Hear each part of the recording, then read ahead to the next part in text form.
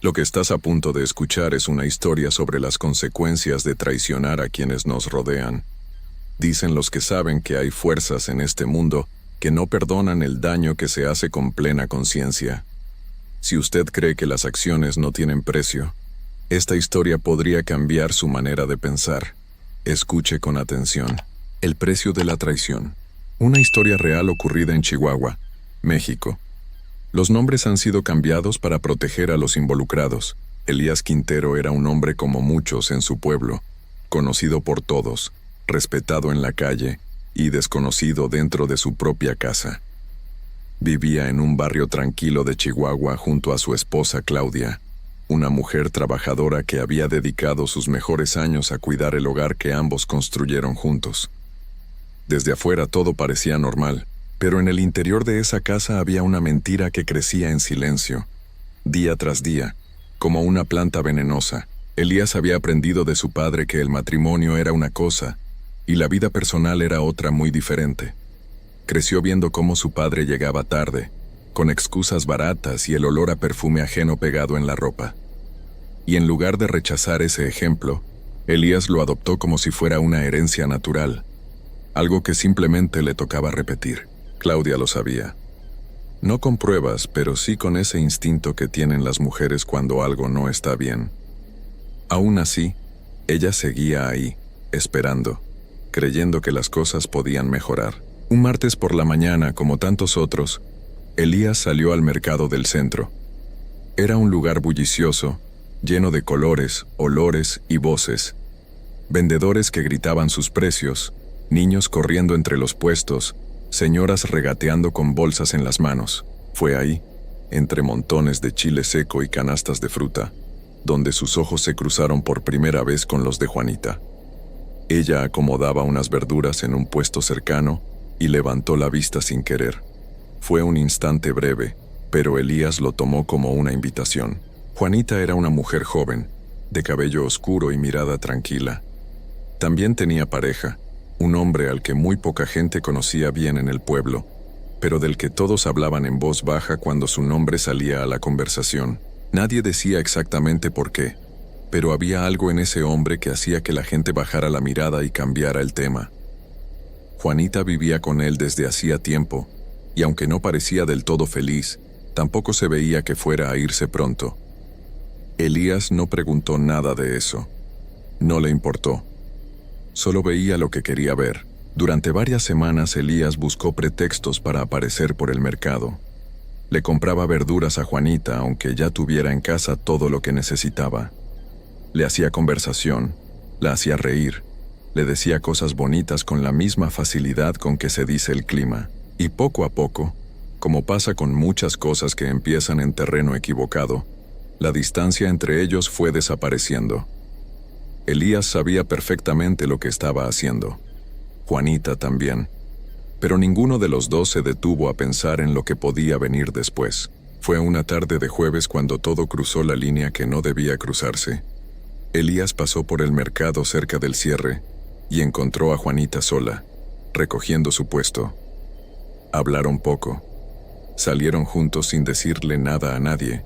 Tomaron un taxi y se fueron a un motel que estaba en las afueras del pueblo, de esos que uno paga por horas y que tienen las cortinas siempre cerradas. Nadie los vio. O eso creyeron. Porque en los pueblos chicos siempre hay alguien que ve sin que uno se dé cuenta. Esa misma noche, mientras Elías llegaba a su casa con la excusa de haber estado trabajando hasta tarde, algo ya había sido puesto en movimiento. El novio de Juanita, ese hombre del que todos hablaban en voz baja, ya sabía lo que había pasado. No porque alguien se lo hubiera contado. Lo sabía de la misma manera en que él sabía muchas cosas, por medios que no tienen explicación lógica. Ese hombre se llamaba Torcuato, y llevaba años practicando cosas que la mayoría de la gente prefiere ignorar. Era conocido en ciertos círculos como alguien que podía hacerle daño a una persona sin siquiera acercarse a ella. Un brujo, le decían. Y no lo decían como insulto. Elías durmió tranquilo esa noche. Al día siguiente también. Pasó una semana entera sin que nada raro ocurriera, y ya empezaba a creer que todo había quedado en el olvido. Pero exactamente 7 días después de aquella tarde en el motel, Elías se despertó en la madrugada con un calor extraño en el cuerpo. Pensó que era gripa. Se tapó bien y trató de dormir. Al amanecer, la fiebre ya era tan alta que Claudia tuvo que meterlo a bañar con agua fría. El termómetro marcaba más de 40 grados. Elías temblaba como hoja. Los días siguientes fueron una pesadilla. La fiebre no bajaba con nada. Los médicos del pueblo lo revisaron, le hicieron análisis, le dieron medicamentos. Nada funcionaba. Pero lo peor no era la fiebre. Lo peor llegó una mañana cuando Elías, doblado sobre el lavabo del baño, comenzó a toser con una fuerza terrible y escupió algo que le heló la sangre al verlo. No era flema. Eran gusanos, pequeños, blancos, con manchas oscuras que parecían sangre seca. Claudia entró al baño en ese momento y pegó un grito que se escuchó hasta la calle. Elías no podía hablar, solo miraba el lavabo con los ojos abiertos de par en par, sin entender lo que estaba viendo. Los médicos que lo atendieron después no supieron qué decir. Ninguno había visto algo así. Hablaban entre ellos con cara de confusión y buscaban en sus libros, sin encontrar nada que explicara lo que le pasaba a ese hombre. Un doctor llegó a sugerir que quizás había comido algo en mal estado, pero todos sabían que eso no tenía ningún sentido. La madre de Elías, una mujer mayor que había vivido mucho y sabido escuchar a la gente del campo, llegó a la casa esa tarde y se quedó quieta mirando a su hijo. Luego salió al patio, se persignó 3 veces y dijo en voz baja lo que ningún médico se atrevía a decir. Eso no era una enfermedad, eso era otra cosa. La madre de Elías no era mujer de andar contando sus asuntos, pero tampoco era de las que se quedaban cruzadas de brazos cuando algo serio estaba pasando. Preguntó aquí y allá, con discreción, hasta que alguien le dio un nombre. El de un hombre que vivía a 2 horas del pueblo, y al que la gente buscaba cuando los problemas no tenían solución normal. Era conocido como alguien que podía ver lo que otros no ven, y que sabía cómo deshacer lo que otras manos habían hecho con malas intenciones. La madre no dudó. Al día siguiente tomó a Elías del brazo, lo metió en el carro entre quejidos y fue hasta ese lugar. El hombre que los recibió era viejo, de manos gruesas y ojos que no parpadeaban mucho. Los escuchó sin interrumpir. Luego observó a Elías durante un buen rato, caminando a su alrededor despacio, sin tocarlo. Cuando terminó, se sentó frente a ellos y sacudió la cabeza muy despacio. Le dijo a la madre, mirándola fijo a los ojos, que sí podía ver lo que le habían hecho a su hijo, que era algo hecho con intención y con conocimiento, pero que él no iba a ayudarlos. La madre frunció el ceño y le preguntó por qué. El hombre respondió con calma, sin levantar la voz. Había gentes a las que él no podía ayudar porque el daño que habían hecho en su vida era demasiado grande, que su hijo había lastimado a muchas personas, había roto muchos hogares, había dejado mucho dolor atrás, y que ese tipo de daño, hecho a propósito y sin remordimiento, tenía un peso que él no estaba dispuesto a cargar. Elías escuchó eso sentado, con la cabeza gacha. Por primera vez desde que empezó todo, no dijo nada, no se defendió, no puso excusas. Algo en las palabras de aquel hombre le pegó diferente, quizás porque eran la verdad dicha sin rodeos, sin compasión falsa, sin el filtro amable que la gente suele ponerle a las cosas difíciles. La madre insistió, rogó, ofreció lo que tenía. El hombre solo repitió su negativa y los acompañó a la puerta. De vuelta en casa, el estado de Elías siguió empeorando. Ya no podía comer. Dormía a ratos y cuando lo hacía tenía sueños tan vívidos y tan oscuros que prefería quedarse despierto, aunque el cuerpo ya no le aguantara. A veces se le escuchaba hablar solo en su cuarto, con voz desesperada pidiéndole a Dios que si no iba a mejorar, al menos que terminara con el sufrimiento de una vez. Claudia dormía en el sillón de la sala, llorando en silencio por las noches, sin saber ya qué hacer ni a quién pedirle ayuda. La casa había dejado de ser un hogar. Se había convertido en algo que se sentía pesado desde que uno cruzaba la puerta. Fue en esos días cuando Juanita apareció en la puerta de la casa. Traía una bolsa de tela con hierbas que había conseguido no se sabe dónde, y le dijo a Claudia que eran para Elías, que podían ayudarlo. Claudia la miró a los ojos un momento y luego se hizo a un lado para dejarla pasar. No hubo palabras entre las dos mujeres, no hacían falta. Juanita dejó las hierbas en la mesa de la cocina, echó un vistazo rápido hacia el cuarto donde estaba Elías, y se fue sin voltear. Esa fue la última vez que alguien la vio con vida. 2 días después, un muchacho que salía temprano a trabajar la encontró tirada cerca de un camino de tierra que pasaba a espaldas de la casa del brujo Torcuato. No había señales de que hubiera habido una pelea. Solo estaba ahí, con los ojos abiertos mirando el cielo, sin vida. Al lado de su cuerpo había una nota escrita a mano, con letra pequeña y torcida. Las autoridades que llegaron al lugar leyeron esa nota y se quedaron en silencio. En ella, Torcuato explicaba sin rodeos lo que había hecho y por qué. Decía que la traición tiene precio y que él simplemente había cobrado lo que se debía. No se disculpaba. No pedía nada. Era una confesión fría, escrita con la misma calma con que se anota un recado. Cuando la noticia llegó a la casa de Elías, algo se quebró en él de una manera distinta a todo el dolor físico que ya cargaba. No era lástima exactamente lo que sentía. Era culpa. Una culpa pesada y sin forma que se le instaló en el pecho, y no se movió. Él sabía que si no hubiera buscado a Juanita, si no hubiera cruzado esa línea, ella estaría viva. Eso no tenía vuelta atrás, y lo sabía. A pesar de todo, algo en él seguía funcionando como siempre, con esa mezcla de rabia y miedo que a los hombres como él les resulta más fácil convertir en acción que en reflexión.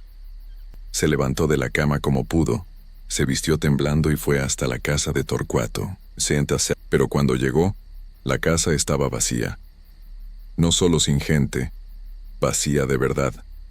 Sin muebles, sin ropa, sin ninguna señal de que alguien hubiera vivido ahí en mucho tiempo. Las ventanas estaban cerradas con tablas.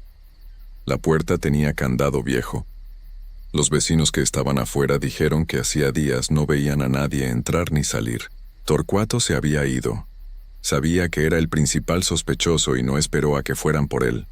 Simplemente desapareció, como si nunca hubiera existido, dejando solo esa nota y una historia que nadie en el pueblo iba a olvidar pronto. Elías regresó a su casa con las manos vacías y el cuerpo al límite. Esa noche, su madre lo encontró hincado al pie de la cama, llorando sin sonido, con las manos juntas. No le dijo nada. Se sentó a su lado y esperó. Eso fue todo. En los días que siguieron, algo empezó a cambiar despacio. La fiebre bajó un poco. Luego un poco más. Los síntomas no desaparecieron de golpe, pero se fueron retirando con la misma lentitud con que habían llegado. La madre buscó a una persona de fe, alguien que oraba y que sabía cómo limpiar lo que el alma carga cuando ha pasado por algo oscuro. Vinieron varias veces a la casa. Oraron, prendieron velas, hicieron cosas sencillas pero hechas con convicción profunda. Semanas después, Elías pudo sentarse a la mesa a comer sin que el cuerpo se lo impidiera. Un mes más tarde, pudo caminar hasta el patio sin ayuda. Y con el tiempo, poco a poco, el hombre que había estado al borde de no levantarse más volvió a estar de pie. Pero no era el mismo hombre que se había ido al mercado aquel martes. Ese hombre había quedado en el camino, igual que la versión de sí mismo que creyó que podía vivir sin consecuencias. El Elías que quedó era más callado, más pausado, con una mirada que cargaba algo que no se puede describir fácilmente, pero que cualquiera que lo veía podía notar. Había visto algo desde adentro que muy poca gente ve y regresa para contarlo. Empezó a estar en su casa, a hablar con Claudia, a pedirle perdón, no con palabras bonitas sino con hechos, día tras día, sin esperar que ella le respondiera de inmediato. Cuidó a su familia con una dedicación que nunca había tenido antes. Y aunque el pueblo siguió hablando durante mucho tiempo de todo lo que había pasado, Elías no se defendió ni dio explicaciones, solo siguió adelante. Los que lo conocieron de antes dicen que ese hombre cambió de raíz, y los que lo conocieron después no pueden creer que alguna vez haya sido el de la historia. Dicen también que hay cosas en este mundo que cuando te tocan de verdad, no te dejan opción. O te destruyen o te cambian para siempre. Elías tuvo la rara fortuna de que le tocara lo segundo.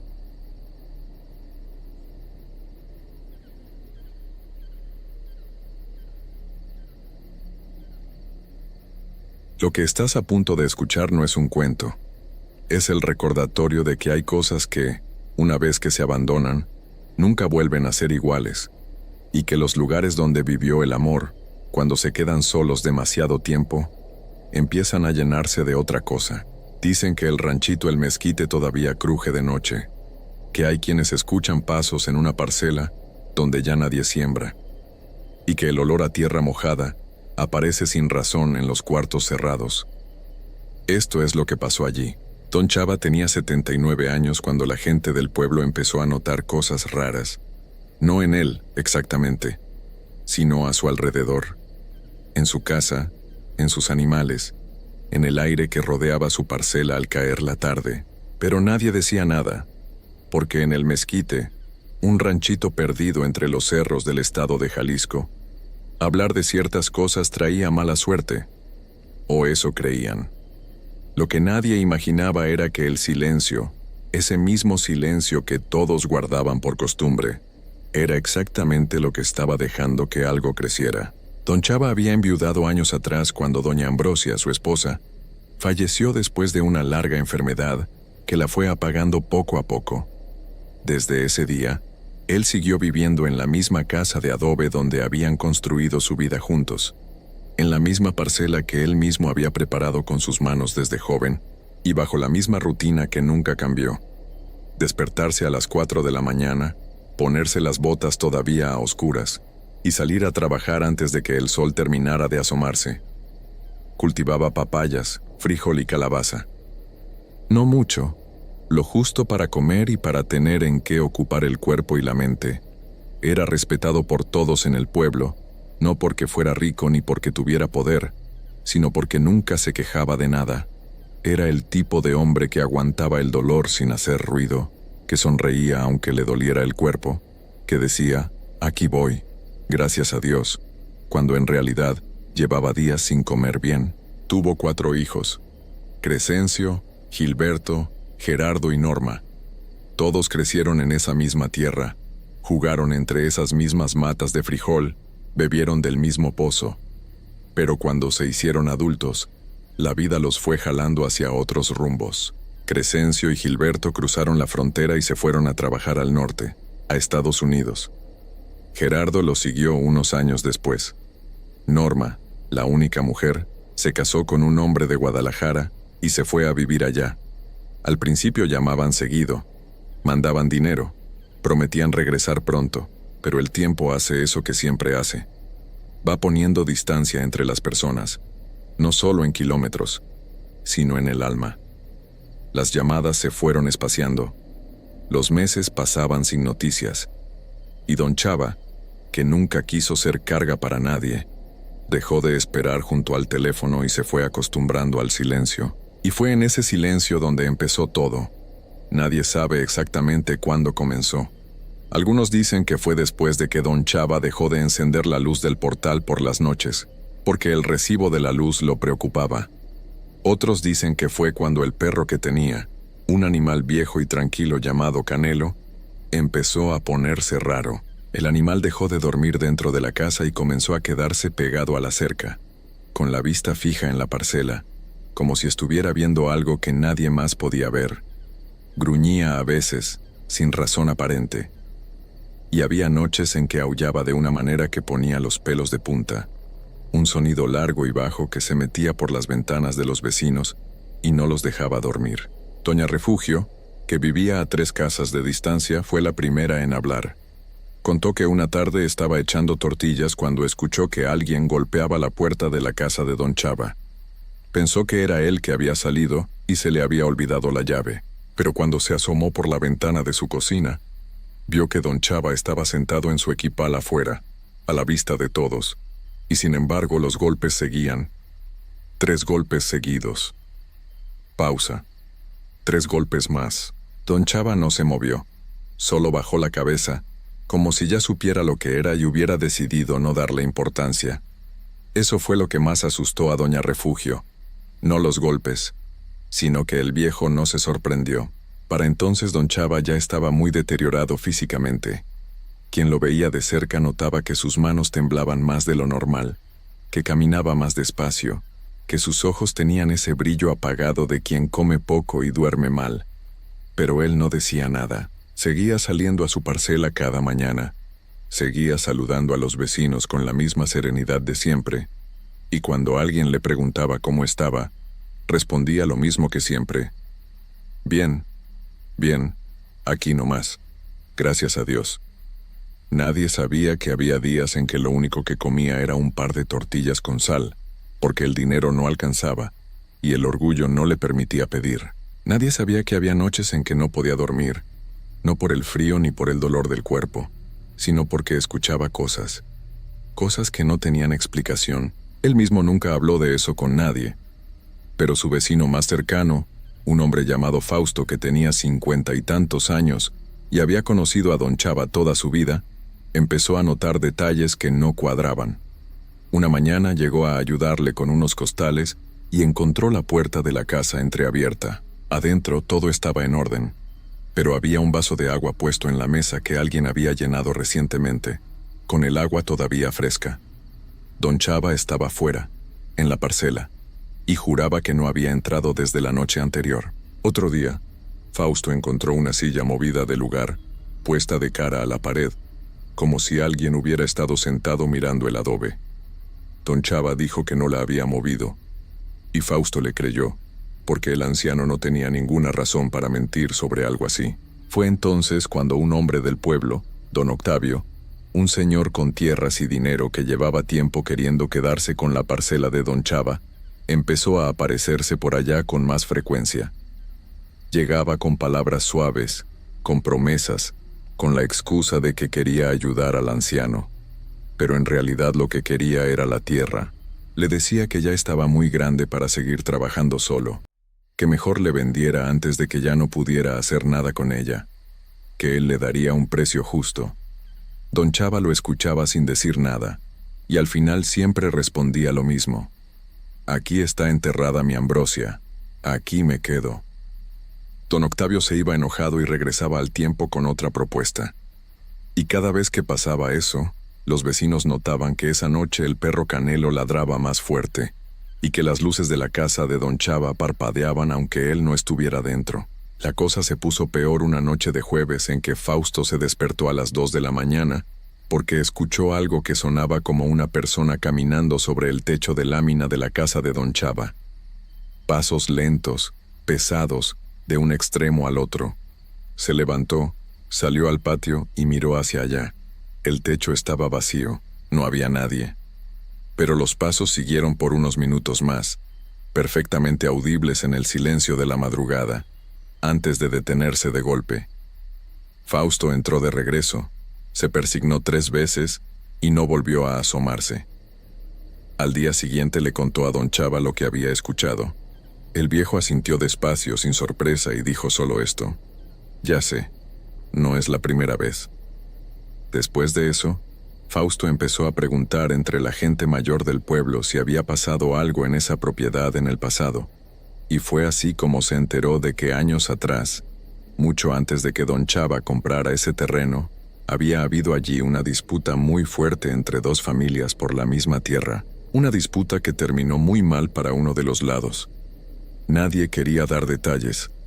Solo decían que hubo un tiempo en que ese pedazo de tierra no fue de nadie, porque nadie quería pisarlo, y que doña Ambrosia, cuando llegó a vivir allí con don Chava siendo todavía jóvenes, mandó traer a un señor de un pueblo vecino para que hiciera una limpia y bendijera cada rincón.